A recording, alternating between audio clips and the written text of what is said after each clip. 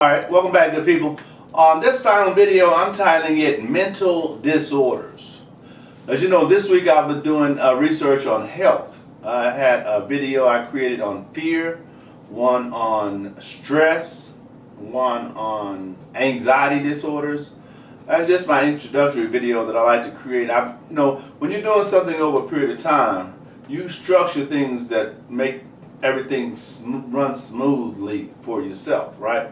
So normally I create 5 videos per week, and I still do, but the first video I kind of, just kind of wing it, kind of ad-lib, if you will, because, as I'm doing research, there's a lot of stuff that's sticking in my head, but I also put it on paper, a lot of things, so that I can read it verbatim, so that it's not from me, it's from someone that's an expert in that particular field. Which I'm not trying to get any credit for that. I don't want any credit for that. Only thing I want to do is share it with you guys so that you can at least hear it. Because learning or understanding comes from hearing. So you get to hear it and you get to view me. Now, when you're viewing me, you get to identify who I am. Now, if someone asks you, who is Larry James? Have you ever heard of that guy? You can say, well, yes, I have. And you'll be right. Okay, so I'm going to share these little things about mental disorder. Maybe you know a little bit about it. I didn't know too much about it, but I know there's a lot of mental illness that exists in the world today. You can see it almost everywhere you go, right? If you are conscious. If you're not, perhaps you're one of the people we got with mental illness or disorder. That's not to take away or give. It's just what is, right? Because except for the grace of God, there go I. Nobody is better than nobody. And it could be me. Could be you. Right? So it says, mental disorder. A mental disorder, also called mental illness or psychiatric disorder, is a behavioral or mental pattern that causes significant distress or impairment of personal functioning.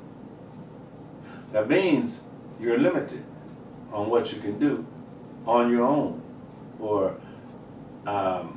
at your pace, if you will, on your terms.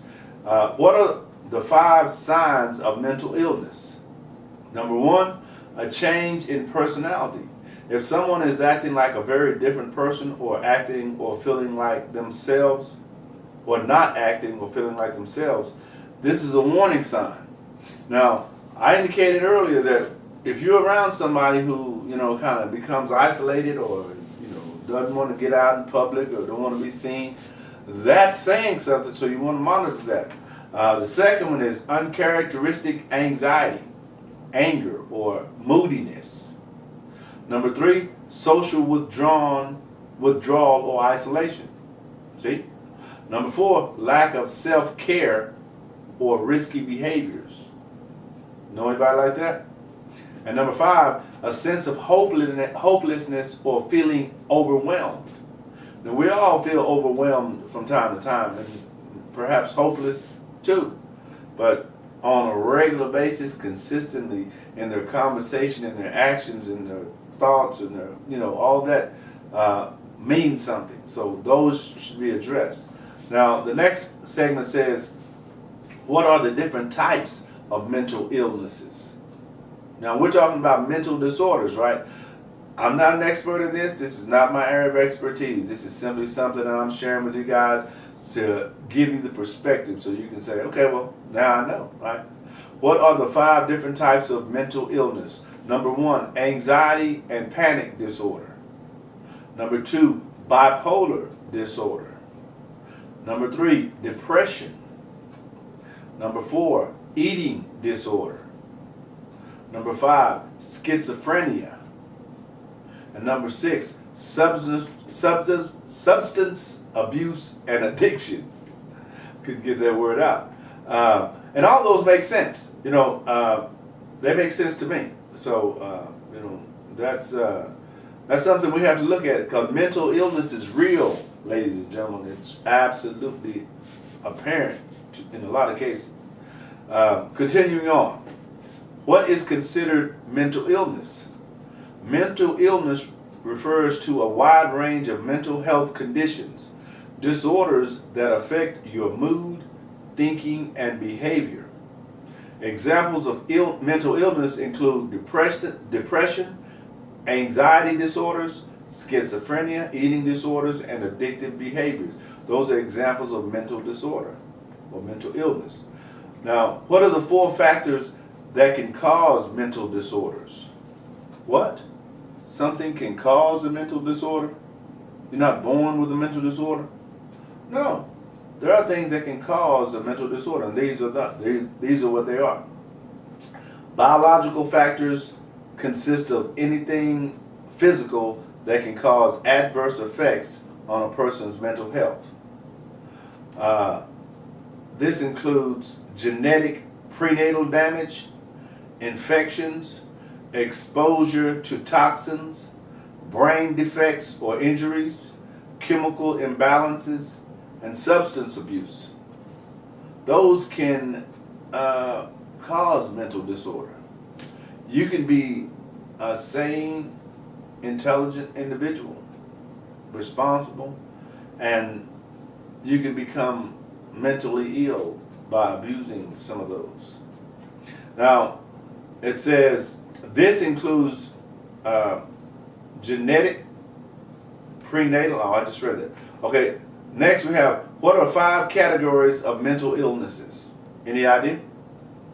This number right here kind of shocked me. It says, while there are over 200 classified forms of mental illnesses, 200. The 5 major categories of mental illnesses are anxiety disorder, mood disorder, schizophrenia or psychotic disorder, dementias, and eating disorder. So, eating disorder is really a disorder that when you see people who are obese, you think that that's choice, but not always. It's not always choice. Sometimes it's a disorder, just like an addiction is a disorder, according to this. Now it says, what are the first signs of madness? Have you ever heard of the term, he's mad? He's not like upset mad, but like crazy or something like that. It says, what are the first signs of madness? Number 1, confused thinking. Number 2, long-lasting sadness or irritability. Number 3, extreme highs and low moods. You know people like that, right? You don't know what you're getting, right? It just depends on the day, right? Number 4, excessive fear, worry, or anxiety. Number 5, social withdrawal.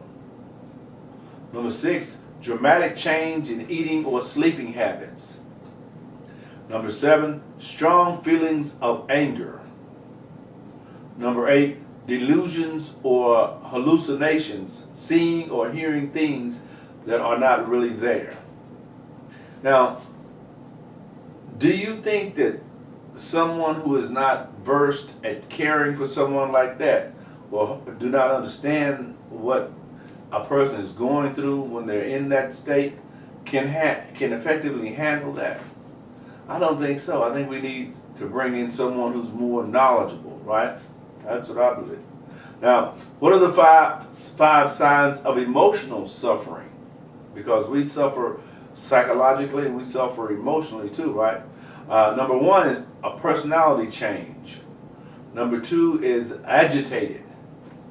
Number 3 is withdrawal. Number 4 is poor self-care. And number 5 is hopelessness. So when you see people who don't take care of their hygiene, or they're dirty clothes, they have on dirty clothes all the time, or they're just they're smelly or something. You can equate that from now on, that to there's something going on with that person that they may or may not be able to control, or they may not be in control of, right? And not just look at them as if they're doing that on purpose. Next we have How do you know if you're having a nervous breakdown? Have you ever heard of someone having a nervous breakdown? Number one, depressive symptoms such as a loss of hope and thoughts of suicide or self-harm. Number two, anxiety with high blood pressure, tense muscles, clammy hands, dizziness, upset stomach, and trembling or shaking. Signs of a nervous breakdown. Number three, insomnia. Number four, hallucinations. And number five, extreme mood swings or unexplained outburst. You've seen people who just do that sometimes, right? Everything is calm, they'll just shout something. I've seen that. And I was wondering, is that like a point they're trying to make, or are they really, going through something? Because you never know. Because like I say, people look just like you and I. And they have major things that they're dealing with. I think about people who commit suicide. When you commit suicide, I don't know. If you're happy, how can you commit suicide? Well, how is that happening? I think you're not happy, right? Because I know people who have had things going well in their lives. There are people, as a matter of fact, this guy named Anthony Bourdain or something like that. He traveled all around the world eating different foods and stuff like that. He just committed suicide. And it would seem like everything was going well for him, and it wasn't, because he committed suicide. So you just never know, right? Now, finally it says, what is the most common mental illness? Any idea? Anxiety disorders, next to depression, are among the most common mental health disorders in young people. This can include phobias, panic disorders, social anxiety, post-traumatic stress disorder or PTSD, or obsessive compulsive disorder, OCD. And an estimated 10% of young people suffer from any one of those disorders. What is mentally slow? Have you ever heard of they're mentally slow? It says intellectual disability, or ID, once called mental retardation, is characterized by below average intelligence or mental ability and a lack of skills necessary for day-to-day living. People with intellectual disabilities can and do learn new skills, but they learn them more slowly. That's right. You can still learn this. You're going to learn slower. Can you cure a mental illness? Do you know? What would your answer be to that? Can you cure a mental illness? It says, it's good to hedge your bets, because you see, even when you are cured of your mental illness, nobody will come out and actually say it. Naturally, professionals can't lie to people and tell them depression or ADHD or any other disorder can be readily cured.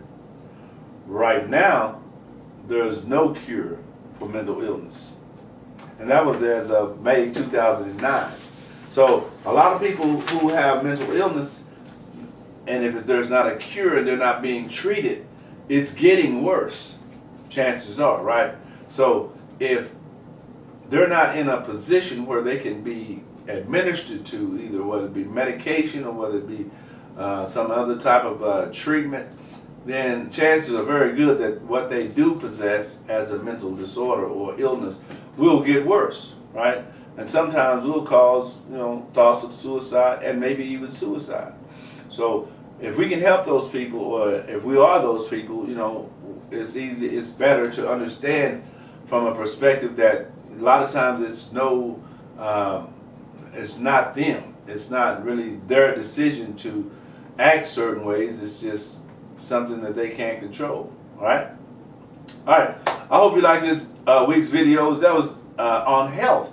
Now I'm going to do a podcast show on Monday based on the same type of thing. That's one of the things that I've created as a system for sharing information on my podcast show when I don't do interviews or when I don't do other topics related to my business.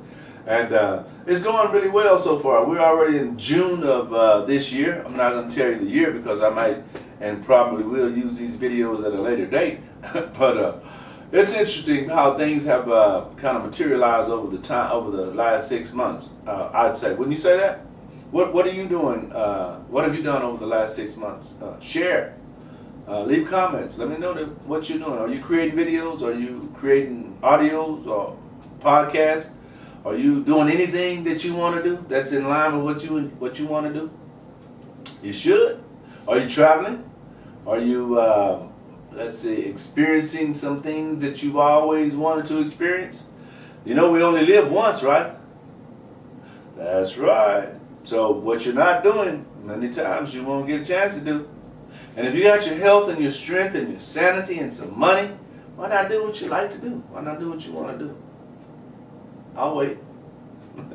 SpeakerLarry.com